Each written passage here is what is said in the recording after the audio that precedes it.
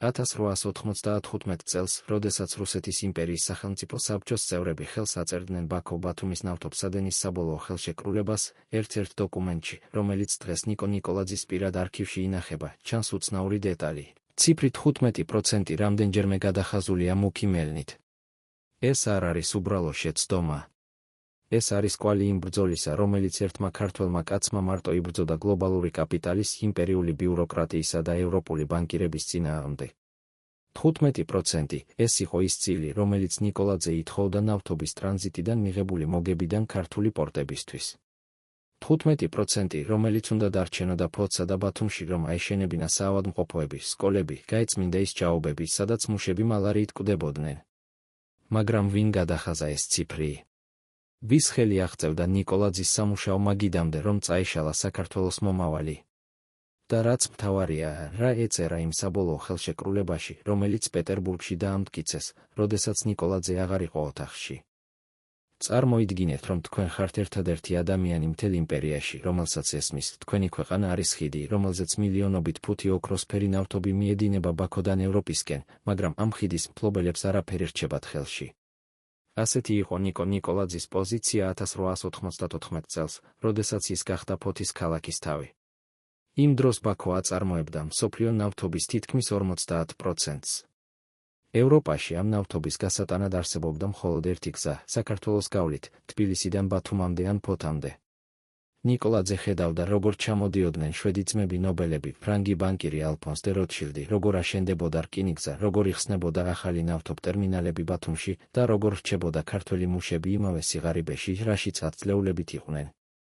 მაგრამ ნიკოლაძე არ იყო რომანტიკოსი ნაციონალისტი, რომელიც მხოლოდ ლექსებს წერდა დამოუკიდებლობაზე. ის იყო პრაგმატული ეკონომისტი, რომელმაც იცოდა, თუ საქართველოს სურს მომავალი, მას სჭირდება არა მხოლოდ კულტურული, არამედ ეკონომიკური დამოუკიდებლობა. და ამ დამოუკიდებლობის გასაღები იყო ნავთობის ტრანზიტი. 1896 წლის 23 მაისს რუსეთის სახელმწიფო საბჭომ ოფიციალურად დაამტკიცა ბაქო-ბათუმის ნავთობსადენის მშენებლობის გეგმა. ეს იყო ინჟინერიული შედევრი, 883 კილომეტრი მილსადენი, რომელიც უნდა გაევლო მთებში, ველებზე, მდინარეების გადაკვეთით. მაგრამ ნიკოლაძისთვის ეს იყო არა ტექნიკური, არამედ პოლიტიკური საკითხი. ვინ იქნებოდა ამ გიგანტური პროექტის ბენეფიციარი? ვის ჯიბეში ჩაედინებოდა ის უზარმაზარი მოგება, რომელსაც ნავთობის ტრანსპორტირება მოიტანდა? ნიკოლაძე იწყებს ფარულ მოლაპარაკებებს. ის მოგზაურობს პეტერბურგში, ხვდება ფინანსთა მინისტრ სერგეი ვიტეს, მიმოწერს ნობელების წარმომადგენლებთან, ცდილობს პირად შეხვედრებს როტშილდების ოფისებში პარიზში. მისი მოთხოვნა მარტივია, ნავთობის ტრანზიტიდან მიღებული წმინდა მოგების 15% უნდა დარჩეს ადგილობრივ პორტებში, ფოთსა და ბათუმში, რომ ამ ფულით აიშენოს ინფრასტრუქტურა, გაუმჯობესდეს მუშების ცხოვრების პირობები, განვითარდეს ქართული ეკონომიკა. 15% ეს არ იყო ბევრი, როდესაც ნობელები და როტშილდები იღებდნენ მილიონობით რუბლს. მაგრამ ეს იყო საკმარისი, რომ საქართველო გადაქცეულიყო უბრალოდ ერეფნიდან რეალურ მონაწილედ ამ გლობალურ თამაშში. მაგრამ რაღაც მოხდა იმ ოთახებში, სადაც ნიკოლაძე არ იყო დაშვებული. ფარული შეხვედრები პეტერბურგის სასახლეებში, ღამის სადილები, სადაც ვიტე ესაუბრებოდა ნობელების ადვოკატებს, ტელეგრამები, რომლებიც პარიზიდან მოდიოდა როტშილდის ბანკიდან. არსებობს ვერსია, რომელსაც ზოგიერთი ისტორიკოსი ეყრდნობა, ვიტე პირდაპირ იყო მოსყიდული. არა ღიად, არა ფულის ჩანთებით, არამედ ისე, როგორც იმპერიებში ყოველთვის ხდება, მომავალი პოზიციების დაპირებით, საბანკო აქციებით, ოჯახის წევრებისთვის გამართულ გარიგებებით. ვიტეს პოლიტიკა იყო მკაფიო, ყველაფერი იმპერიის ცენტრს, პერიფერიებს, მხოლოდ ის, რაც აუცილებელია ინფრასტრუქტურის შესანარჩუნებლად. ქართული პორტები უნდა ყოფილიყო მხოლოდ ტექნიკური პუნქტები, არა ეკონომიკური სუბიექტები. და როდესაც ნიკოლაძის წინადადებები მივიდა ვიტეს მაგიდაზე, ისინი უბრალოდ დაიკარგა ბიუროკრატიულ ლაბირინთში. არა უარი, არა თანხმობა, უბრალოდ დუმილი, რომელიც უარესია ნებისმიერ პასუხზე. ნიკოლაძის შავ ჩანაწერებში, რომლებიც მან პირადად აწარმოა და რომლებიც დღეს მისი არქივის ნაწილია, ჩანს სრული ქრონოლოგია იმ ბრძოლისა, რომელიც მან გაიარა 1897-დან 1906 წლამდე. ეს არის ასობით გვერდი მიმოწერისა, ხელშეკრულებების დრაფტები, სადაც ციფრები გადახაზულია და ისევ ჩაწერილია, კალკულაციები, რომლებიც აჩვენებს, თუ 15% დარჩებოდა ქართულ პორტებში. 10 წლის განმავლობაში შეიძლებოდა აშენებულიყო 40-ზე მეტი სკოლა, 15 საავადმყოფო, გაწმენდილიყო ის ჭაობები ბათუმის გარშემო, სადაც მუშები მალარიით კვდებოდნენ. მაგრამ ყველაზე საინტერესო არის ის გვერდები, სადაც ნიკოლაძე აღწერს თავის შეხვედრებს ნობელების წარმომადგენლებთან. ლუდვიგ და რობერტ ნობელები, შვედი ძმები, რომლებმაც შექმნეს პირველი ნავთობმზიდი ტანკერები და რომლებიც ბაქოში უკვე აკონტროლებდნენ ნავთობწარმოების უზარმაზარ ნაწილს, ესაუბრებოდნენ ნიკოლაძეს თავაზიანად, მაგრამ ცივად. მათი პოზიცია იყო მარტივი. ქართული პორტები არის ტექნიკური ინფრასტრუქტურა, რომელიც მათ უკვე დააფინანსეს რკინიგზისა და ტერმინალების მშენებლობით. რატომ უნდა გადაიხადონ ისინი დამატებით 15% ადგილობრივი განვითარებისთვის, როდესაც ეს ფული შეიძლება დაბრუნდეს აქციონერებთან? ნიკოლაძე ცდილობს სხვა სტრატეგიას. ის იწყებს საიდუმლო მოლაპარაკებებს ამერიკულ კომპანიას სტანდარტ ოილთან, ჯონ როკფელერის იმპერიასთან. მისი იდეა იყო, თუ ამერიკელები შემოვიდნენ ბაქოს ბაზარზე, ეს დაარღვევდა ნობელების მონოპოლიას და შექმნიდა კონკურენციას, რაც ნიკოლაძეს მისცემდა უფრო ძლიერ მოლაპარაკების პოზიციას. არსებობს დოკუმენტები, რომლებიც ადასტურებს, რომ ნიკოლაძე რეალურად ესაუბრებოდა როკფელერის წარმომადგენლებს. მაგრამ როგორც კი ეს ინფორმაცია მივიდა ნობელებთან და პეტერბურგში, რეაქცია იყო მყისიერი. ვიტე პირადად უგზავნის ნიკოლაძეს წერილს, სადაც რეკომენდაციას უწევს შეწყვიტოს არაკონსტრუქციული მოლაპარაკებები უცხოელ კომპანიებთან, რომლებიც არ არიან რუსეთის იმპერიის ინტერესების ზიარები. ეს იყო ღია მუქარა. ნიკოლაძე რჩება მარტო ერთი ქართველი ქალაქის თავი გლობალური კაპიტალისა და იმპერიული ბიუროკრატიის წინააღმდეგ. 1907 წელს ნავთობსადენის მშენებლობა სრულდება. 883 კილომეტრი მილსადენი, რომელიც აკავშირებს ბაქოს ბათუმთან, იწყებს მუშაობას. ეს არის ინჟინერიული ტრიუმფი, ეკონომიკური რევოლუცია. ნავთობი, რომელიც ადრე მატარებლებით მიდიოდა, ახლა უწყვეტად მიედინება მილებში, უფრო იაფად, უფრო სწრაფად, უფრო მომგებიანად. ნობელების აქციები ევროპის ბირჟებზე ფრენს იწყებს. როტშილდების ბანკი აცხადებს რეკორდულ მოგებას. ბათუმის პორტი ხდება მსოფლიოში ერთ-ერთი უმსხვილესი ნავთობის ექსპორტის პუნქტი. მაგრამ რა ხდება ქართულ პორტებში?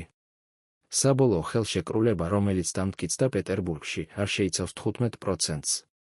არ შეიცავს არც 10, არც 5-ს. ქართულ მუნიციპალიტეტებს რჩებათ მხოლოდ მიზერული ფიქსირებული მოსაკრებელი თანხა, რომელიც საკმარისია მხოლოდ იმისთვის, რომ შენარჩუნდეს ის მინიმალური ინფრასტრუქტურა, რომელიც ნავთობის ტრანსპორტირებას სჭირდება. არაფერი სკოლებისთვის, არაფერი საავადმყოფოებისთვის, არაფერი იმ ჭაობების გასაწმენდად, სადაც მუშები კვდებიან.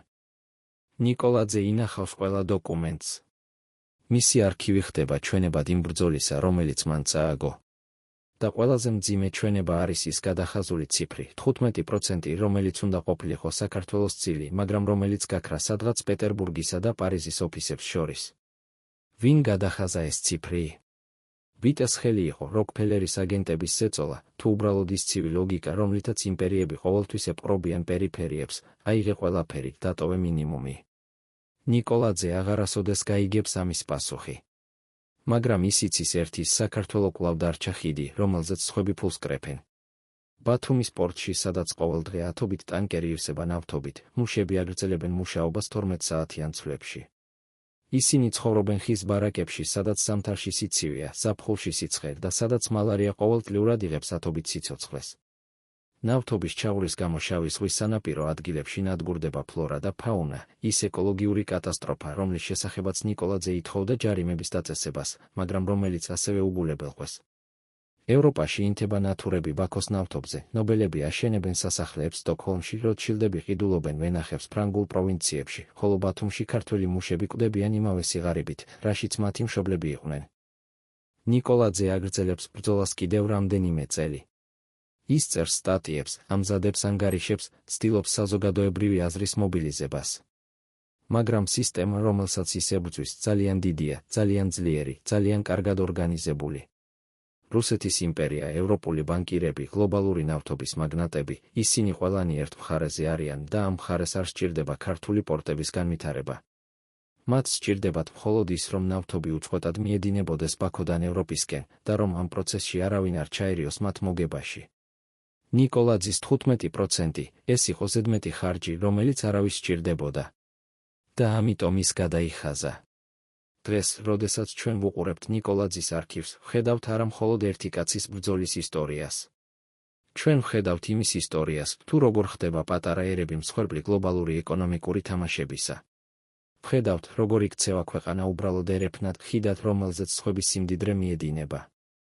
და ვხედავთ იმ ფასს, რომელსაც ხალხი იხდის, როდესაც მათი ლიდერები ვერ ახერხებენ ან არ სურთ დაიცვან ეროვნული ინტერესები გლობალური კაპიტალის წინააღმდეგ. ნიკოლაძის გადახაზული 15% ეს არის სიმბოლო იმ ათასობით შესაძლებლობისა, რომელიც საქართველომ დაკარგა იმპერიული და კოლონიური ექსპლუატაციის წლებში. და კითხვა, რომელიც დღესაც რჩება ღიაა, რამდენი ასეთი გადახაზული ციფრია ჯერ კიდევ დამალული არქივებში, რამდენი საიდუმლო გარიგება, რომელმაც საქართველოს მომავალი გაყიდა? მაგრამ ნიკოლაძის ისტორია არ არის მხოლოდ დამარცხების ისტორია. ეს არის ისტორია იმის შესახებ, რომ ყოველთვის იყვნენ ადამიანები, რომლებიც ებრძოდნენ. რომლებიც არ ეთანხმებოდნენ იმას, რომ მათი ქვეყანა უნდა ყოფილიყო მხოლოდ ტრანზიტის პუნქტი. რომლებიც ცდილობდნენ, რომ ნავთობის ან ნებისმიერი სხვა რესურსის ტრანზიტი გადაქცეულიყო ეროვნული სიმდიდრის წყაროდ, არა უცხოელი მაგნატების მოგების ინსტრუმენტად.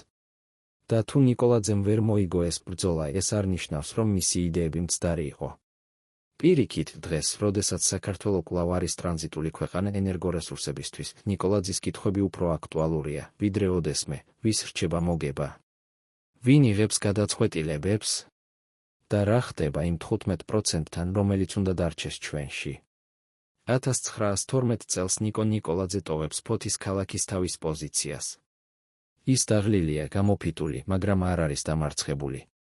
მისი არქივი, რომელსაც ის ინახავს, არის ჩვენება იმისა, რომ ბრძოლა მაინც გაგრძელდა, რომ ჭეშმარიტება მაინც დაფიქსირდა, რომ მომავალმა თაობებმა იცოდნენ, რა მოხდა რეალურად იმ ოთახებში, სადაც საქართველოს ბედი წყდებოდა. და ის გადახაზული ციფრი 15% რჩება როგორც უხილავი ძეგლი იმ ბრძოლისა, რომელიც ერთმა კაცმა გაიარა იმისთვის, რომ მისი ქვეყანა არ ყოფილიყო მხოლოდ ხიდის ხვების სიმდიდრისთვის. 1896 წლის თებერვალში, როდესაც პეტერბურგის ქუჩებში თოვლი მეტრობით იყო მოხრილი, ერთ-ერთ კერძო სასახლეში, რომლის მისამართიც არასოდეს არ ჩაწერილა ოფიციალურ ჟურნალებში, შეიკრიბნენ 6 კაცი. არც ერთი მათგანი არ იყო ქართველი. არც ერთს არ ესმოდა ქართული ენა. მაგრამ ამ 6 კაცს ხელში ჰქონდა საქართველოს ეკონომიკური მომავლის გასაღები. სერგეი ვიტეიჯ და მაგიდის თავში, მის მარჯვნივ ნობელების მთავარი იურისტი, მარცხნივ როტშილდის ბანკის წარმომადგენელი, ხოლო კედელთან, ჩრდილში, იდგნენ 3 კაცი, რომელთა სახელებიც დღესაც უცნობია. ისინი საუბრობდნენ რუსულად, ფრანგულად, გერმანულად, ენებზე, რომლებზეც იმართებოდა იმპერიების საქმეები. და ისინი საუბრობდნენ ციფრებზე, რამდენი რუბლი, რამდენი პროცენტი, რამდენი წელი. მაგრამ არც ერთხელ არ გაისმა სიტყვა ქართველები, არც ერთხელ არ დასმულა კითხვა, რა დარჩება მათ, ვისი მიწით გადის ეს მილსადენი. იმ საღამოს, როდესაც ეს 6 კაცი დაშორდა ერთმანეთს, საქართველოს ბედი უკვე გადაწყვეტილი იყო. ნიკოლაძის 15% აღარ არსებობდა არც ერთ დოკუმენტში. მაგრამ ვინ იყვნენ ის 3 კაცი კედელთან? რატომ არ არსებობს არც ერთი ოფიციალური ჩანაწერი ამ შეხვედრის შესახებ? და რაც მთავარია, რა თქვეს ისინი, რამაც საბოლოოდ მოხსნა ნიკოლაძის წინადადება დღის წესრიგიდან. ნიკოლაძის უახლოესი თანამშრომელი ალექსანდრე ჭავჭავაძე, რომელიც მასთან ერთად იბრძოდა ფოთის სპორტის ინტერესებისთვის, ინახავდა პირად დღიურს. ეს დღიური დღეს ინახება თბილისის ეროვნულ არქივში და მასში არის ჩანაწერი, რომელიც აღწერს ერთ საღამოს 1896 წლის მარტში. ჭავჭავაძე წერს, დღეს ნიკო დაბრუნდა პეტერბურგიდან. მე არასოდეს მინახავს ის ასე დამარცხებული. არა იმიტომ, რომ მას უარი უთხრეს, ის მზად იყო უარზე. არამედ იმიტომ, რომ მას არ უთხრეს არაფერი. როდესაც ის შევიდა ვიტეს ოფისში, მას უთხრეს, რომ საკითხი უკვე გადაწყვეტილია. არა მის მონაწილეობით, არა მისი აზრის მოსმენით, უბრალოდ გადაწყვეტილია. როდესაც ნიკომ ჰკითხა, ვის მიერ და როდის, ვიტემ მხოლოდ გაიღიმა და უთხრა, ეს არის სახელმწიფო საიდუმლოება. სახელმწიფო საიდუმლოება, ეს იყო ის ფრაზა, რომლითაც იმპერია ყოველთვის ხურავდა თავის ყველაზე ბინძურ გარიგებებს. ჭავჭავაძე აგრძელებს, ნიკო მითხრა, რომ როდესაც ის გამოდიოდა ვიტეს შენობიდან, დაინახა 2 კაცი, რომლებიც შედიოდნენ. ერთი მათგანი იყო ნობელების იურისტი, რომელსაც ნიკო იცნობდა. მეორე, უცნობი, მაგრამ მისი ჩაცმულობა და მანერები ცხადყოფდა, რომ ის იყო ძალიან მაღალი რანგის ადამიანი. ისინი არ მიესალნენ ნიკოს. ისინი უბრალოდ გაიარეს გვერდით, თითქოს ის არ არსებობდა. რა ხდებოდა იმ ოთახებში, სადაც ნიკოლაძე აღარ იყო? ვის ესმოდა ხმა იმ გადაწყვეტილებებში, რომლებიც საქართველოს ეხებოდა, მაგრამ რომლებშიც არც ერთი ქართველი არ მონაწილეობდა? არსებობს კიდევ ერთი დოკუმენტი, რომელიც შუქს ფენს ამ საიდუმლო მოლაპარაკებების ბუნებაზე. ეს არის წერილი, რომელიც ალფონს დე როტშილდმა გაუგზავნა თავის ძმას ედმონდ დე როტშილდს პარიზში 1896 წლის აპრილში. ეს წერილი აღმოაჩინეს როტშილდების საოჯახო არქივში მხოლოდ 2000 წელს და მასში ალფონსი წერს, ბაქოს საქმე საბოლოოდ მოგვარდა. რუსები დათანხმდნენ ჩვენს პირობებს. ადგილობრივი მმართველობის პრეტენზიები, რომლებზეც შენ მკითხე, აღარ არის პრობლემა. ვიტე გარანტიას გვაძლევს, რომ ყველა სატარიფო საკითხი მოგვარდება ცენტრალურად და რომ არც ერთი ადგილობრივი ინსტანცია ვერ ჩაერევა ჩვენს ოპერაციებში. ეს ღირდა დამატებით 200,000 რუბლს, რომელიც ჩვენ გადავიხადეთ როგორც საკონსულტაციო მომსახურება პეტერბურგის გარკვეულ პირებთან, მაგრამ ეს არის ინვესტიცია, რომელიც თავის თავს დაფარავს პირველივე წელს. 200,000 რუბლი, ეს იყო თანხა, რომლითაც შეიძლებოდა აშენებულიყო 20 სკოლა ან 10 საავადმყოფო. ეს იყო თანხა, რომელიც როტშილდებმა გადაიხადეს არა ინფრასტრუქტურისთვის, არა მუშების კეთილდღეობისთვის, არამედ იმისთვის, რომ მოეხსნათ ნიკოლაძის პრეტენზიები. ვის ჯიბეში ჩაედინა ეს 200,000 რუბლი? ვინ იყვნენ ის გარკვეული პირები პეტერბურგში, რომლებმაც მიიღეს ეს საკონსულტაციო მომსახურება? ნიკოლაძე არ იცოდა ამ წერილის შესახებ. მას არ ჰქონდა წვდომა როტშილდების კორესპონდენციაზე. მაგრამ მას ჰქონდა რაღაც სხვა, ის ხედავდა შედეგებს. 1897 წლის ივნისში, როდესაც ნავთობსადენის მშენებლობა ოფიციალურად დაიწყო, ნიკოლაძე მოითხოვს შეხვედრას ბათუმის გუბერნატორთან. ის ცდილობს ბოლო მცდელობას თუ ვერ მოახერხა ცენტრალურ დონეზე, იქნებ ადგილობრივ დონეზე შეძლოს რაიმე პირობების მოლაპარაკება. გუბერნატორი, პრინცი გრიგორი გოლიცინი, იღებს მას თავის სასახლეში. ჭავჭავაძის დღიურში არის ამ შეხვედრის აღწერა, რომელიც ნიკოლაძემ მას მოუყოლა იმავე საღამოს. გოლიცინი ისმენს ნიკოლაძეს თავაზიანად, კივნებს თავს, ეთანხმება, რომ ადგილობრივი განვითარება მნიშვნელოვანია. მაგრამ როდესაც ნიკოლაძე ეკითხება კონკრეტულ ციფრებს, რამდენი პროცენტი შეიძლება დარჩეს ადგილობრივ ბიუჯეტში, გოლიცინი უბრალოდ აშლის ხელებს და ამბობს, ბატონო ნიკოლაძე, მე ვარ მხოლოდ ადმინისტრატორი. ფინანსური გადაწყვეტილებები მიიღება პეტერბურგში. მე არ მაქვს უფლებამოსილება, შევცვალო ის, რაც უკვე დამტკიცებულია. ნიკოლაძე ეკითხება, მაშინ დაამტკიცა? როდის? რა დოკუმენტში? გოლიცინი პასუხობს, ეს არის სახელმწიფო საიდუმლოება. კვლავ ეს ფრაზა, სახელმწიფო საიდუმლოება. ფრაზა, რომელიც ნიშნავს, შენ არ გაქვს უფლება იცოდე, როგორ იყიდება შენი ქვეყნის მომავალი. მაგრამ ნიკოლაძე არ ჩერდება. ის იწყებს პარალელურ გამოძიებას. თუ ოფიციალური არხები დახშულია, ის ეძებს არაოფიციალურს. ის საუბრობს მუშებთან, რომლებიც მშენებლობაზე მუშაობენ, ინჟინრებთან, რომლებიც ზედამხედველობენ სამუშაოებს, ადგილობრივ ვაჭრებთან, რომლებიც ამარაგებენ მშენებლობას. და ნელ-ნელა იწყებს ყალიბდებოდეს სურათი იმისა, თუ როგორ მუშაობს რეალურად ეს სისტემა.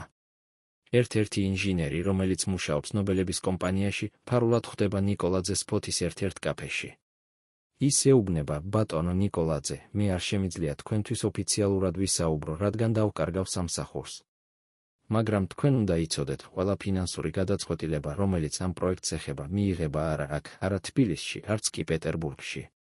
ისინი მიიღება სტოკჰოლმში, ნობელების სათავო ოფისში და პარიზში, როტშილდების ბანკში. რუსეთის მთავრობა მხოლოდ ამტკიცებს იმას, რაც უკვე გადაწყვეტილია. და ადგილობრივი მმართველობა, თქვენ გუბერნატორები, ქალაქის თავები, თქვენ ხართ მხოლოდ დეკორაცია. თქვენ გაძლევენ ტიტულებს, ოფისებს, მაგრამ არა ძალაუფლებას. ეს იყო სიმართლე, რომელიც ნიკოლაძემ უკვე იცოდა, მაგრამ რომლის მოსმენაც მაინც იყო როგორც დანაგულში. 1897 წლის სექტემბერში ხდება ინციდენტი, რომელიც ცხადყოფს, თუ რამდენად უძლური იყო ნიკოლაძე რეალურად. ფოთის პორტში, სადაც მიმდინარეობს ნავთობტერმინალის მშენებლობა, ხდება უბედური შემთხვევა, ჩამოიშლება ხის ხარაჩო და 5 მუშა იღუპება. ნიკოლაძე, როგორც ქალაქის თავი, მოითხოვს გამოძიებას და კომპენსაციას დაღუპულთა ოჯახებისთვის. მაგრამ მშენებლობის კონტრაქტორი, რომელიც არის ნობელების ქვეკონტრაქტორი, უარს აცხადებს. ის ამბობს, რომ მუშები თავად იყვნენ დამნაშავენი, რომ არ დაიცვეს უსაფრთხოების წესები. ნიკოლაძე მიმართავს სასამართლოს, მაგრამ საქმე გადადის თბილისის გუბერნიულ სასამართლოში, შემდეგ პეტერბურგის სენატში და საბოლოოდ იხურება მტკიცებულებების არარსებობის გამო. დაღუპულთა ოჯახებს არაფერი რჩებათ. ნიკოლაძე პირადად აგროვებს ფულს ადგილობრივი ვაჭრებისგან და აძლევს ოჯახებს, მაგრამ ეს არის წვეთის ზღვაში. და ის ხვდება, თუ ის ვერ შეძლო დაეცვა 5 მკვდარი მუშის ოჯახები, როგორ შეძლებს დაიცვას მთელი ქვეყნის ეკონომიკური ინტერესები. სისტემა, რომელსაც ის ებრძვის, არ არის მხოლოდ ბიუროკრატიული, ის არის სისხლის მსმელი, ის არის მანქანა, რომელიც ფხნის ადამიანებს და აგრძელებს მუშაობას, თითქოს არაფერი მომხდარა. მაგრამ ყველაზე მძიმე დარტყმა ნიკოლაძისთვის მოდის 1888 წელს, როდესაც ის იგებს, რომ მისი საკუთარი ადამიანები, ფოთის მუნიციპალიტეტის წევრები, იწყებენ მასთან დისტანცირებას. ერთ-ერთი მათგანი, რომელიც ადრე მხარს უჭერდა ნიკოლაძის ბრძოლას, ახლა ღიად ამბობს: ბატონო ნიკო, ჩვენ ვაფასებთ თქვენს პრინციპულობას, მაგრამ ჩვენ ვართ პრაქტიკული ადამიანები. ჩვენ ვხედავთ, რომ თქვენი ბრძოლა არაფერს იძლევა. პირიქით, ის აზიანებს ჩვენს ურთიერთობებს პეტერბურგთან და ინვესტორებთან. იქნებ დროა მივიღოთ ის, რაც გვაქვს და ვიმუშაოთ იმ ფარგლებში, რაც შეგვიძლია. ეს იყო ლოგიკა, რომელიც ნიკოლაძე ყველაზე მეტად ეშინოდა, კაპიტულაციის ლოგიკა, რომელიც ამბობს: ჩვენ ვერაფერს შევცვლით, ამიტომ უკეთესია, ვიყოთ ლოიალურები და მივიღოთ ის ნამსხვრევები, რასაც გვაძლევენ. ნიკოლაძე პასუხობს: თუ ჩვენ დღეს მივიღებთ ნამსხვრევებს, ხვალ ჩვენს შვილებს აღარც ნამსხვრევები დარჩებათ. ისინი იქნებიან მხოლოდ მსახურების ხვისი სიმდიდრის მანქანაში. მაგრამ მისი სიტყვები აღარ აქვს ძალა. ადამიანები დაღლილები არიან, ადამიანები ეშინიათ, ადამიანები ირჩევენ გადარჩენას პრინციპების ნაცვლად. 1889 წელს ნიკოლაძე იღებს წერილს ერთი ძველი მეგობრისგან, რომელიც ცხოვრობს პარიზში და რომელსაც აქვს კავშირები ევროპულ ფინანსურ წრეებში. მეგობარი წერს: ძვირფასო ნიკო, მე მოვისმინე შენს შესახებ საუბრები აქ, პარიზში. როტშილდების ბანკში შენ გიცნობენ, როგორც ის ქართველი, რომელიც ცდილობს ზედმეტ ფულს მოითხოვოს. ისინი საუბრობენ შენზე არა როგორც პარტნიორზე, არამედ როგორც დაბრკოლებაზე, რომელიც უნდა მოიხსნას. მე გეუბნები ამას არა იმიტომ, რომ გაგაკოტრო, არამედ იმიტომ, რომ შენ უნდა იცოდე, შენ ებრძვი არა მხოლოდ რუსეთის იმპერიას. შენ ებრძვი გლობალურ სისტემას, რომელშიც პატარა ერების ინტერესები არის მხოლოდ ხმაური, რომელიც უნდა დაჩუნდეს. ნიკოლაძე კითხულობს ამ წერილს თავის ოფისში, ფოთის მუნიციპალიტეტის შენობაში და პირველად მის ცხოვრებაში ის გრძნობს არა მხოლოდ გულმოდგინებას, არამედ სასოწარკვეთას. ის ხვდება, ის არ ებრძვის მხოლოდ კორუმპირებულ ბიუროკრატებს ან ხარ ბიზნესმენებს. ის ებრძვის მთელ მსოფლიო წესრიგს, სადაც პატარა ერები არიან განკუთვნილები იყვნენ მხოლოდ რესურსები დიდი იმპერიებისა და გლობალური კაპიტალისთვის. და ამ ბრძოლაში ის არის მარტო. მაგრამ ნიკოლაძე არ ჩერდება. ის იწყებს ახალ სტრატეგიას, თუ ის ვერ შეძლო შეცვალოს სისტემა ზემოდან, ის შეეცდება შექმნას ალტერნატივა ქვემოდან. ის იწყებს მუშაობას ადგილობრივ მეწარმეებთან, ცდილობს შექმნას ქართული საკუთარი სატრანსპორტო კომპანიები, რომლებიც შეძლებენ კონკურენციას გაუწიონ ნობელებისა და როტშილდების მონოპოლიას. ის აფინანსებს პატარა ნავთობსაწყობების მშენებლობას, ცდილობს მოიზიდოს ადგილობრივი ინვესტორები. მაგრამ ყოველი ნაბიჯი ხვდება წინააღმდეგობას. ბანკები უარს ამბობენ კრედიტებზე, ამბობენ, რომ პროექტები არ არის სარწმუნო. ადგილობრივი ვაჭრები ეშინიათ, რომ თუ ისინი დაეხმარებიან ნიკოლაძეს, დაკარგავენ ბიზნეს კავშირებს დიდ კომპანიებთან. და ნიკოლაძე ხვდება, სისტემა არ არის მხოლოდ პოლიტიკური ან ეკონომიკური. ის არის ფსიქოლოგიური. ის არის შიში, რომელიც ჩანერგეს ადამიანებში, შიში, რომ თუ შენ შეეცდები რაიმეს შეცვლას, შენ დაკარგავ ყველაფერს.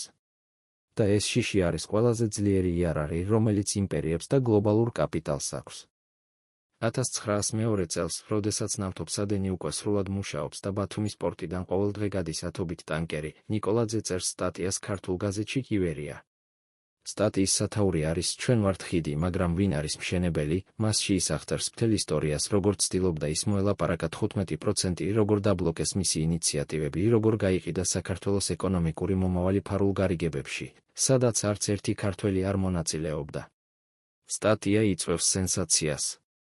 ადამიანები იწყებენ საუბარს, იწყებენ კითხვების დასმას. მაგრამ 2 კვირის შემდეგ გაზეთი იღებს ბრძანებას პეტერბურგიდან, აღარ გამოაქვეყნოთ ნიკოლაძის სტატიები, რადგან ისინი ახდენენ საზოგადოებრივი წესრიგის შელახვას და აზიანებენ რუსეთის იმპერიის ეკონომიკურ ინტერესებს. ნიკოლაძის ხმა კვლავ დაჩუმებულია.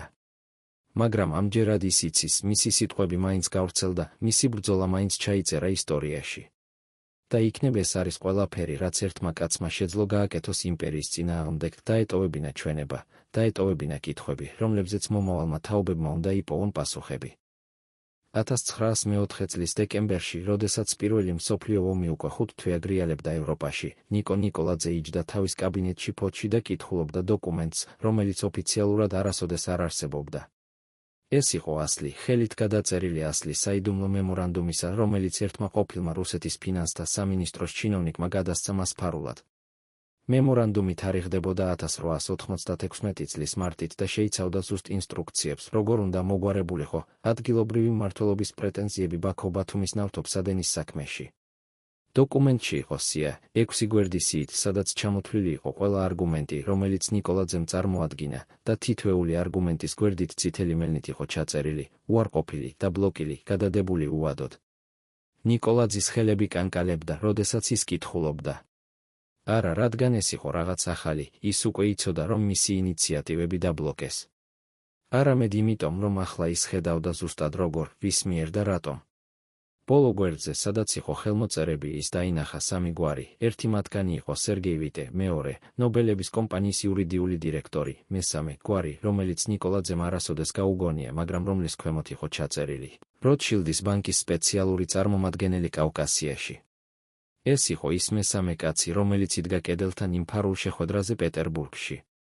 ეს იყო ის ადამიანი, რომლის არსებობის შესახებაც ნიკოლაძე მხოლოდ ვარაუდობდა, მაგრამ რომლის სახელიც ახლა პირველად ნახა. და ამ სახელის ქვემოთ იყო ჩანაწერი, რომელიც ყველაფერს ხსნიდა, კომპენსაცია მიღებულია. 230,000 რუბლი. ვის მიერ მიღებულია? ვის ჯიბეში ჩაედინა ეს ფული? და რატომ ეს თანხა იყო ზუსტად 30,000-ით მეტი, ვიდრე როტშილდის წერილში ნახსენები 200,000. ნიკოლაძე დგება, მიდის ფანჯარასთან, უყურებს ფოთის სპორტს, სადაც ღამის სიბნელეში ანთია ნავთობტერმინალის ათობით ნათურა. ის ხედავს, როგორ მუშაობენ მუშები ღამის ცვლაში, როგორ ივსება ტანკერები, როგორ მიედინება ნავთობი, უწყვეტად დღე-ღამე, როგორც სისხლი გიგანტური ორგანიზმის ვენებში. მაგრამ ეს სისხლი არ კვებავს იმ ორგანიზმს, რომელიც მას აწარმოებს. ის მიედინება სხვაგან, სტოკჰოლმში, პარიზში, პეტერბურგში, ლონდონში. და ის 230,000 რუბლი, თანხა, რომლითაც შეიძლებოდა აშენებულიყო 25 სკოლა, 15 საავადმყოფო, გაწმენდილიყო ყველა ჭაობი ბათუმის გარშემო, ეს თანხა ჩაედინა ვიღაცის ჯიბეში როგორც კომპენსაცია იმისთვის, რომ ის დაბლოკა ქართველი კაცის მცდელობა და ეცვა საკუთარი ხალხის ინტერესები. ნიკოლაძე გრძნობს, როგორ იწყება მის გულში რაღაც, რაც აღარ არის მხოლოდ გულმოდგინება ან სასოწარკვეთა. ეს არის რაღაც უფრო ღრმა, ეს არის გაცნობიერება იმისა, რომ ის ებრძოდა არა მხოლოდ სისტემას, არამედ კონკრეტულ ადამიანებს, რომლებსაც ჰქონდათ სახელები, გვარები, ხელმოწერები. ადამიანებს, რომლებმაც მიიღეს ფული იმისთვის, რომ გაეყიდათ მისი ქვეყნის მომავალი. და ეს ადამიანები არ იყვნენ მხოლოდ უცხოელები, ისინი იყვნენ ასევე რუსები, რომლებიც თავს თავიანთ იმპერიულ მოვალეობას ასრულებდნენ. ვინ იყო ის კონკრეტული ადამიანი, რომელმაც მიიღო 230,000? დოკუმენტში არ იყო მითითებული. მაგრამ ნიკოლაძე იცოდა, ეს უნდა ყოფილიყო ვიღაც ძალიან მაღალი, ვიღაც, ვინც ჰქონდა ძალაუფლება დაებლოკა ნებისმიერი ინიციატივა, ვიღაც, ვისაც შეეძლო ერთი ხელმოწერით გადაეწყვიტა მთელი რეგიონის ბედი. მაგრამ ყველაზე საშინელი არ იყო თვითონ კორუფცია. ყველაზე საშინელი იყო ის, რომ ეს კორუფცია იყო სისტემური, ლეგალიზებული, ჩაშენებული თვითონ იმპერიის მართვის სტრუქტურაში. კომპენსაცია, საკონსულტაციო მომსახურება, ადმინისტრაციული ხარჯები, ეს იყო ის ტერმინები, რომლებითაც ფარავდნენ ქრთამს. და ყველაზე საშინელი იყო ის, რომ ამ სისტემაში ნიკოლაძე იყო არა მსხვერპლი, არამედ უბრალოდ ხმაური, რომელიც უნდა დაჩუმებულიყო, რათა ბიზნესი გაგრძელებულიყო როგორც ჩვეულებრივ. და როდესაც ის კითხულობდა იმ 6 გვერდს, სადაც მისი ყველა არგუმენტი იყო მეთოდურად უარყოფილი, ის ხედავდა არა მხოლოდ თავისი პირადი ბრძოლის დამარცხებას, ის ხედავდა მთელი სისტემის ლოგიკას, სისტემის, რომელშიც პატარა ერების ინტერესები იყო განკუთვნილი იყოს მსხვერპლი დიდი თამაშების სასარგებლოდ. და ეს ლოგიკა არ იყო ქაოსური, ის იყო ზუსტი, კარგად ორგანიზებული, დოკუმენტირებული. ყველაფერი იყო ჩაწერილი, ყველაფერი იყო გათვლილი, ყველაფერი იყო დაგეგმილი. და ამ გეგმაში საქართველოსთვის იყო განკუთვნილი მხოლოდ ერთი როლი, დერეფანი, რომელიც არ უნდა ითხოვდეს ზედმეტს. ნიკოლაძე აბრუნებს დოკუმენტს და იწყებს წერას. ის წერს წერილს იმ ჩინოვნიკისთვის, რომელმაც გადასცა მას ეს ასლი და ეკითხება, არსებობს თუ არა სხვა დოკუმენტები, რომლებიც აჩვენებენ, ვინ კონკრეტულად მიიღო ის 230,000 რუბლი. მაგრამ პასუხი, რომელსაც ის იღებს 2 კვირის შემდეგ, არის მოკლე და ცივი. ბატონო ნიკოლაძე, მე გადავეცი თქვენ ყველაფერი, რაც შემეძლო. დანარჩენი დოკუმენტები განადგურდა 1902 წელს, როდესაც ფინანსთა სამინისტრომ ჩაატარა არქივების გაწმენდა. ოფიციალურად ეს დოკუმენტები არასოდეს არ არსებობდა. და თუ თქვენ შეეცდებით გამოაქვეყნოთ ის, რაც მე გადმოგეცით, თქვენ დაგიბრალდებათ სახელმწიფო საიდუმლოების გამჟღავნება და დაგისჯებით როგორც სახელმწიფო ღალატისთვის. მე გირჩევთ, შეინახოთ ეს დოკუმენტი როგორც პირადი არქივი, მაგრამ არ შეეცადოთ გამოიყენოთ ის საჯაროდ. სისტემა, რომელსაც თქვენ ებრძვით, არის ძალიან ძლიერი იმისთვის, რომ ერთმა კაცმა დაამარცხოს. ნიკოლაძე კითხულობს ამ წერილს და ხვდება, ის მიაღწია იმ წერტილს, სადაც მას აღარ რჩება არაფერი გარდა ერთისა, დოკუმენტების შენახვისა მომავალი თაობებისთვის. იქნებ ისინი, იქნებ მისი შვილები ან შვილიშვილები, იქნებ ადამიანები, რომლებიც დაიბადებიან 100 წლის შემდეგ, შეძლებენ გააკეთონ ის, რაც მან ვერ შეძლო, მოითხოვონ პასუხისმგებლობა, მოითხოვონ სამართლიანობა, მოითხოვონ ჭეშმარიტება. 1905 წლის აგვისტოში, როდესაც ომი აგრძელებდა ევროპის დაძაბვას და რუსეთის იმპერია იწყებდა თავისი საბოლოო კრიზისის პირველ ნიშნებს, ნიკოლაძე იღებს ინფორმაციას, რომელიც ხსნის კიდევ ერთ საიდუმლოებას. ერთი ყოფილი ნობელების კომპანიის ბუღალტერი, რომელიც გათავისუფლდა სამსახურიდან და რომელიც ახლა ცხოვრობს თბილისში, უგზავნის მას ფარულ შეტყობინებას, ის ამბობს, რომ მას აქვს ცუდომა ძველ ფინანსურ ანგარიშებზე, რომლებიც აჩვენებენ რეალურ მოგებას, რომელიც ნობელებმა მიიღეს ბაქო ბათუმის ნავთობსადენიდან პირველი 10 წლის განმავლობაში. ნიკოლაძე ხვდება მას თბილისში, ერთ-ერთ უბანში, სადაც არავინ იცნობს მათ. ბუღალტერი გამოაქვს ძველი ბუხრის წიგნი და აჩვენებს ციფრებს.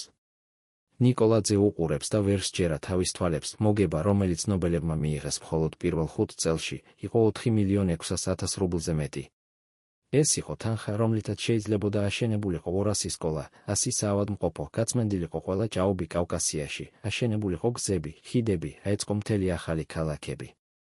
და ნიკოლაძის 15% ამ მოგებიდან იქნებოდა 690.000 რუბლი, თანხა, რომელიც შეცვლიდა საქართველოს ეკონომიკურ ბედს. მაგრამ ამის ნაცვლად, ქართულ პორტებს დარჩათ მხოლოდ 30.000 რუბლზე ნაკლები, 2%-ზე ნაკლები იმისა, რაც ნიკოლაძე ითხოვდა. და ეს 2% არ იყო საკმარისი არაფრისთვის, არც სკოლებისთვის, არც საავადმყოფოებისთვის, არც ინფრასტრუქტურისთვის. ეს იყო მხოლოდ იმისთვის საკმარისი, რომ შენარჩუნებულიყო მინიმალური ფუნქციონირება, რომ პორტები გააგრძელონ მუშაობა როგორც ტექნიკური პუნქტები, არა როგორც ეკონომიკური სუბიექტები. ბუღალტერი ეუბნება ნიკოლაძეს, ბატონო ნიკო, მე ვიცი, რატომ მე გამათავისუფლეს. მე ვიცოდი ზედმეტად ბევრი. მე ვხედავდი, როგორ მუშაობდა რეალურად ეს სისტემა. ყოველი რუბლი, რომელიც შედიოდა ნობელების ანგარიშებზე, იყო გათვლილი, დაგეგმილი, განაწილებული. და ამ განაწილებაში არ იყო არაფერი ადგილობრივი განვითარებისთვის. ყველაფერი იყო განკუთვნილი, ნაწილი აქციონერებს, ნაწილი რეინვესტიციებში, ნაწილი ადმინისტრაციულ ხარჯებში, რაც ნიშნავდა ქრთამს. და როდესაც მე შევეცადე დავსვა კითხვა ამ ადმინისტრაციულ ხარჯებზე, მითხრეს, ეს არის არა შენი საქმე. 2 თვის შემდეგ მე აღარ ვიყავი თანამშრომელი. ნიკოლაძე ეკითხება, შენ შეგიძლია დაასახელო ვინმე კონკრეტული, ვინც იღებდა ამ ადმინისტრაციულ ხარჯებს, ბუღალტერი ხოხმანობს, შემდეგ ამბობს, მე ვიცი მხოლოდ ერთი სახელი. ეს იყო კაცი, რომელიც მოდიოდა ოფისში ყოველ კვარტალში. მას არ ჰქონდა ოფიციალური პოზიცია, არ იყო ჩაწერილი არც ერთ დოკუმენტში. მაგრამ როდესაც ის მოდიოდა, ყველა დგებოდა. მისი გვარი იყო ორლოვი. ის იყო რუსეთის შინაგან საქმეთა სამინისტროს სპეციალური წარმომადგენელი კავკასიაში. და ის იღებდა ჩანთებს, რომლებშიც იყო ფული. არა ჩეკები, არა ბანკის გადარიცხვები, ნაღდი ფული. და ის გადიოდა. არავინ არასოდეს არ ეკითხებოდა, სად მიდიოდა ეს ფული. ნიკოლაძე ინახავს ამ ინფორმაციას. ის ეძებს ორლოვის შესახებ ინფორმაციას, მაგრამ პოულობს მხოლოდ ფრაგმენტებს, ის რეალურად იყო მაღალი რანგის ჩინოვნიკი, რომელიც პასუხისმგებელი იყო სპეციალურ ოპერაციებზე კავკასიაში. რა იყო ეს სპეციალური ოპერაციები? ოფიციალურად ბორდერების უსაფრთხოება, ადგილობრივი სეპარატისტული მოძრაობების მონიტორინგი, იმპერიული ინტერესების დაცვა. არაოფიციალურად ყველაფერი, რაც იმპერიას სჭირდებოდა იმისთვის, რომ შეენარჩუნებინა კონტროლი რეგიონზე. და ამ ყველაფერში შედიოდა ასევე ის, რომ დაჩუმებულიყო ხმები, როგორიც იყო ნიკოლაძის ხმა. დაჩუმებულიყო არა ძალით, არა რეპრესიებით, არამედ უბრალოდ იმით, რომ სისტემა მუშაობდა ისე, რომ ამ ხმებს არ ჰქონოდათ არავითარი რეალური ძალა. და ორლოვი იყო ერთ-ერთი ადამიანი, რომელიც უზრუნველყოფდა ამ სისტემის მუშაობას. ის იყო ის უხილავი ხელი, რომელიც აკავშირებდა პეტერბურგის სასახლეებს ბაქოს ნავთობის ველებთან, რომელიც უზრუნველყოფდა, რომ ფული მიედინებოდა სწორ მიმართულებით, რომ გადაწყვეტილებები მიიღებოდა სწორი ადამიანების მიერ, რომ ყველაფერი მუშაობდა როგორც უნდა, არა ხალხის, არამედ იმპერიისა და გლობალური კაპიტალის სასარგებლოდ. 1906 წლის თებერვალში, როდესაც რუსეთის იმპერია იწყებს თავისი საბოლოო კოლაფსს, ნიკოლაძე წერს თავის ბოლოდით სტატიას. ის აღარ ცდილობს გამოაქვეყნოს ის გაზეთებში, ის იცის, რომ ეს შეუძლებელია. ის წერს მას როგორც დოკუმენტს, როგორც ჩვენებას მომავალი თაობებისთვის. სტატიის სათაური არის როგორ გაიყიდა საქართველოს მომავალი, ქრონიკა ერთი ბრძოლისა. მასში ის აღწერს ყველაფერს, თავის პირველ მცდელობებს, შეხვედრებს ვიტესთან, მოლაპარაკებებს ნობელებთან და როტშილდებთან, იმ საიდუმლო დოკუმენტს 230,000 რუბლით, ბუღალტერის ჩვენებას ორლოვის შესახებ, ციფრებს, რომლებიც აჩვენებენ რეალურ მოგებას და რეალურ დანაკარგებს. და ის წერს, მე ვიბრძოდი არა იმიტომ, რომ მე მჯეროდა, რომ მე შემეძლო გამეგო. მე ვიბრძოდი იმიტომ, რომ მე მჯეროდა, რომ ჭეშმარიტება უნდა ჩაიწეროს, რომ მომავალმა თაობებმა იცოდნენ, რა მოხდა რეალურად. და ახლა, როდესაც იმპერია იშლება, როდესაც ძველი წესრიგი ინგრევა, მე მინდა, რომ ჩემი ხალხმა იცოდეს, ჩვენ არ ვიყავით უბრალოდ მსხვერპლები. ჩვენ შორის იყვნენ ადამიანები, რომლებიც ებრძოდნენ, რომლებიც ცდილობდნენ, რომლებიც არ შეგუებულან. და თუ ჩვენ წავაგეთ, ეს არ იყო იმიტომ, რომ ჩვენი იდეები მცდარი იყო. ეს იყო იმიტომ, რომ სისტემა, რომელსაც ჩვენ ვებრძოდით, იყო აშენებული ისე, რომ პატარა ერების ხმები არ ჩანდეს. მაგრამ ახლა, როდესაც ეს სისტემა იშლება, ახალმა საქართველომ უნდა იცოდეს, როგორ არ დაუშვას ის შეცდომები, რომლებიც ჩვენ დაუშვით. როგორ არ მისცეს უცხოელ ინვესტორებს და კორუმპირებულ ბიუროკრატებს საშუალება, კვლავ გაყიდონ ჩვენი ქვეყნის მომავალი. ნიკოლაძე ამთავრებს სტატიას და დებს მას თავის არქივში იმ 6 გვერდ საიდუმლო მემორანდუმთან ერთად, ბუღალტერის ჩვენებებთან ერთად, ყველა იმ დოკუმენტთან ერთად, რომლებიც მან შეაგროვა 20 წლის განმავლობაში. ის იცის, ეს არქივი არის მისი ბრძოლის ერთადერთი რეალური შედეგი. არა გამარჯვება, არა ცვლილება, არამედ ჩვენება იმისა, რომ ბრძოლა მაინც გაგრძელდა, რომ ჭეშმარიტება მაინც დაფიქსირდა, რომ მომავალმა თაობებმა ექნებათ საშუალება, იცოდნენ, რა მოხდა რეალურად. და როდესაც ის უყურებს ამ დოკუმენტებს, ის ხვდება, ის არ იყო მარტო. იყვნენ სხვებიც, ის ჩინოვნიკი, რომელმაც გადასცა მას საიდუმლო მემორანდუმი, ის ბუღალტერი, რომელმაც გაუზიარა ფინანსური ანგარიშები, ის ინჟინერი, რომელმაც ფარულად უთხრა ჭეშმარიტება. ყველა ისინი იყვნენ ადამიანები, რომლებიც მუშაობდნენ სისტემაში, მაგრამ რომლებიც არ ეთანხმებოდნენ სისტემას. რომლებიც რისკავდნენ თავიანთ კარიერებს, თავიანთ უსაფრთხოებას იმისთვის, რომ ჭეშმარიტება გამჟღავნებულიყო. და ეს იყო იმედი, რომ ყოველთვის იქნებიან ასეთი ადამიანები, რომ სისტემა არასოდეს არ იქნება ასე ძლიერი, რომ სრულად დაჩუნდეს ყველა ხმა. მაგრამ ნიკოლაძე ასევე იცის, ჩვენება არ არის საკმარისი. ჭეშმარიტება, რომელიც მხოლოდ არქივებში ინახება, არ ცვლის რეალობას. და რეალობა, რომელიც ის ხედავს 1916 წელს, როდესაც საქართველო აცხადებს დამოუკიდებლობას, არის რთული და წინააღმდეგობრივი.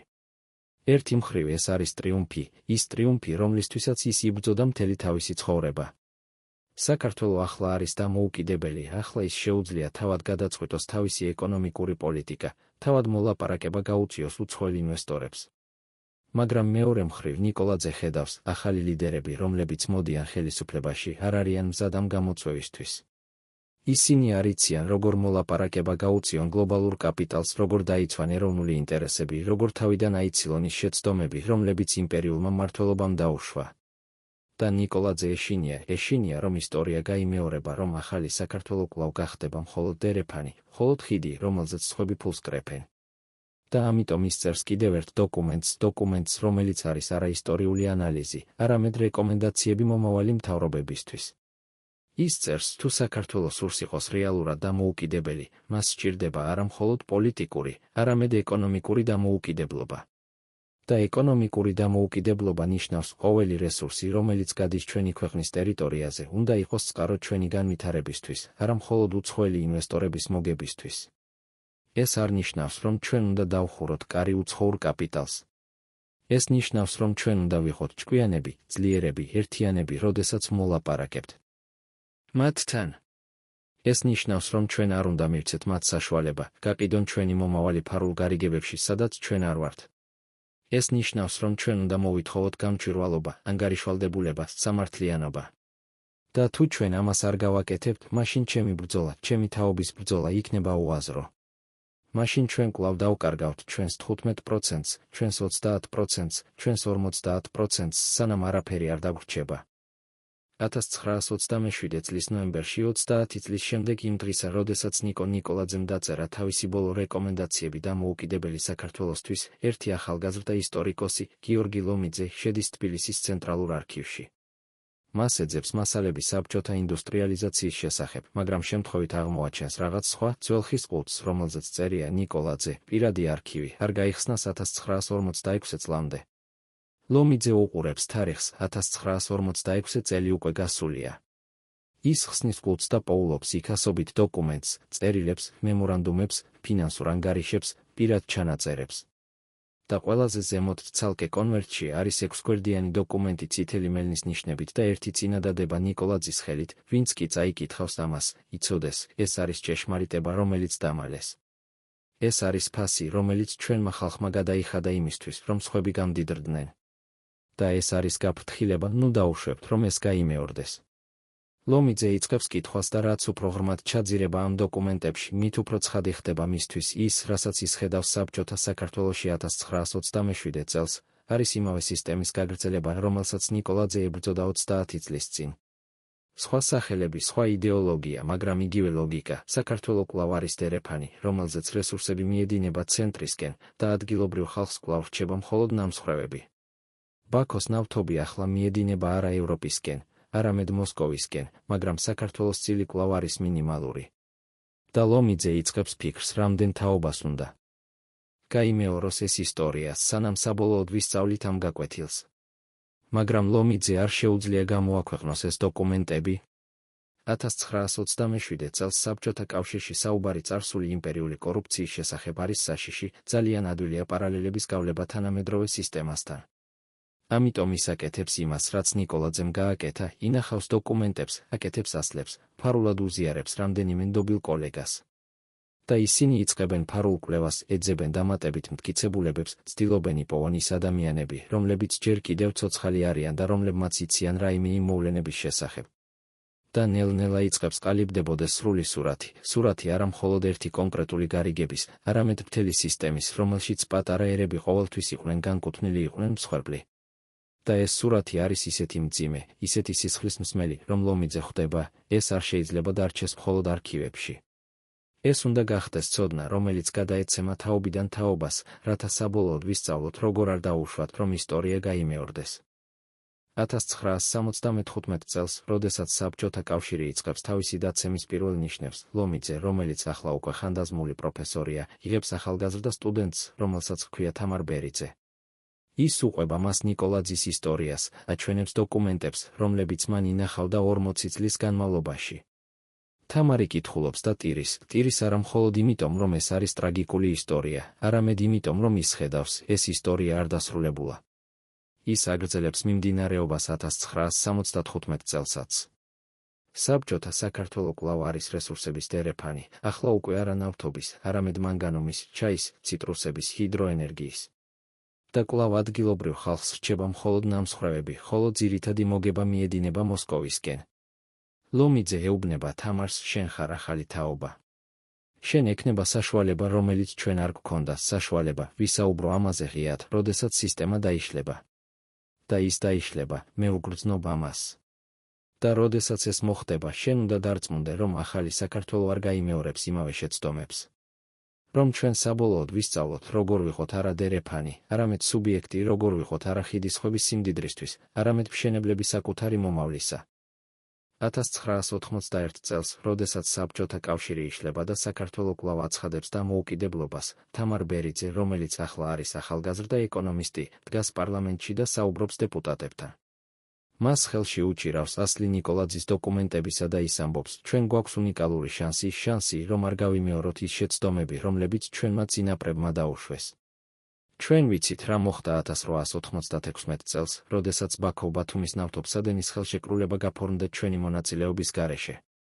ჩვენ ვიცით, რა ფასი გადაიხადა ჩვენმა ხალხმა იმისთვის, რომ სხვები გამდიდრდნენ.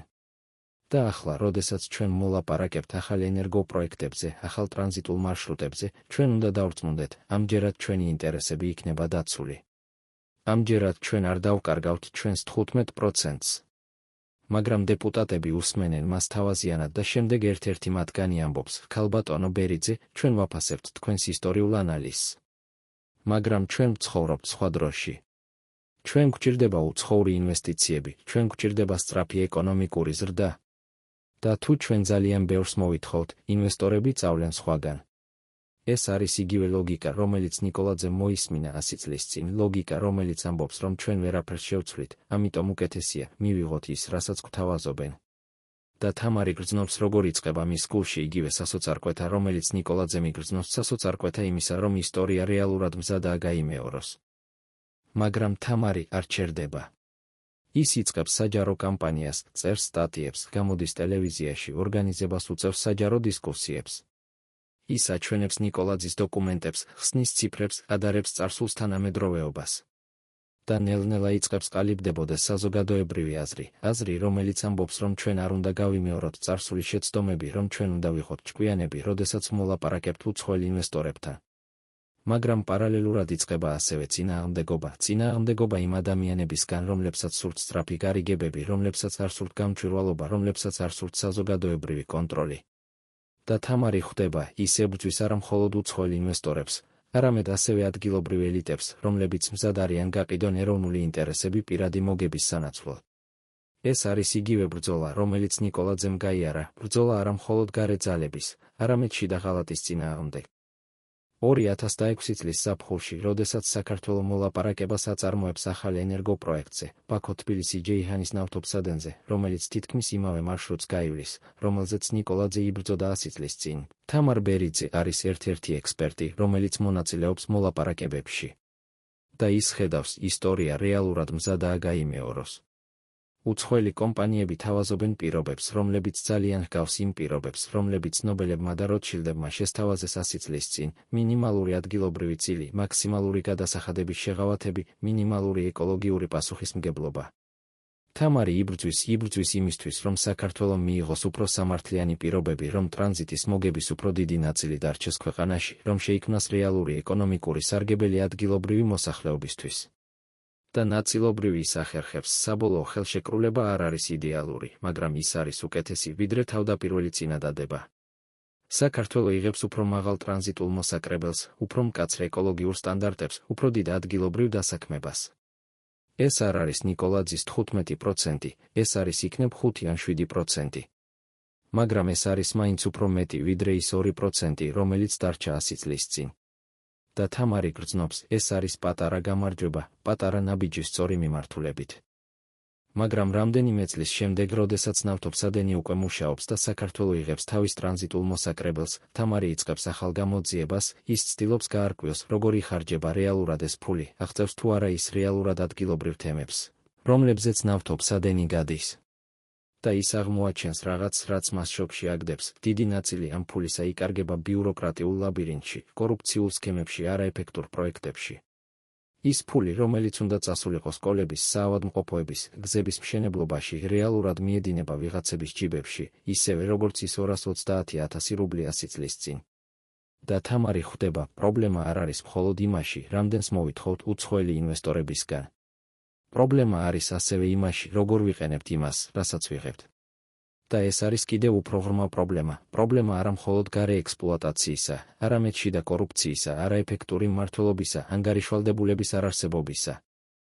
თამარი წერს ახალ ანგარიშს, რომელშიც ის ადარებს ნიკოლაძის დროს თანამედროვეობას და აჩვენებს, რომ მიუხედავად იმისა, რომ ჩვენ ვიბრძოდით უკეთესი პირობებისთვის, ჩვენ კვლავ ვკარგავთ დიდ ნაწილს იმისა, რაც უნდა დაგვრჩეს. ის აჩვენებს ციფრებს, რომლებიც ადასტურებენ, რომ თუ ბაქო-თბილისი-ჯეიჰანის ტრანზიტიდან მიღებული ფული რეალურად ხარჯულიყო ეფექტურად და გამჭვირვალედ, საქართველოს შეეძლო აეშენებინა ასობით სკოლა, ათობით საავადმყოფო, გაეუმჯობესებინა ათასობით ადამიანის ცხოვრება. მაგრამ ამის ნაცვლად, დიდი ნაწილი ამ ფულისა იკარგება. და ის დასკვნა, რომელსაც თამარი აკეთებს, არის მძიმე. ჩვენ ვისწავლეთ ნაწილობრივ ნიკოლაძის გაკვეთილი, ჩვენ ვიბრძოდით უკეთესი პირობებისთვის, მაგრამ ჩვენ ჯერ კიდევ არ ვისწავლეთ მთავარი, როგორ დავიცვათ ის, რაც მოვიპოვეთ, როგორ გამოვიყენოთ ის რეალურად ჩვენი ხალხის სასარგებლოდ.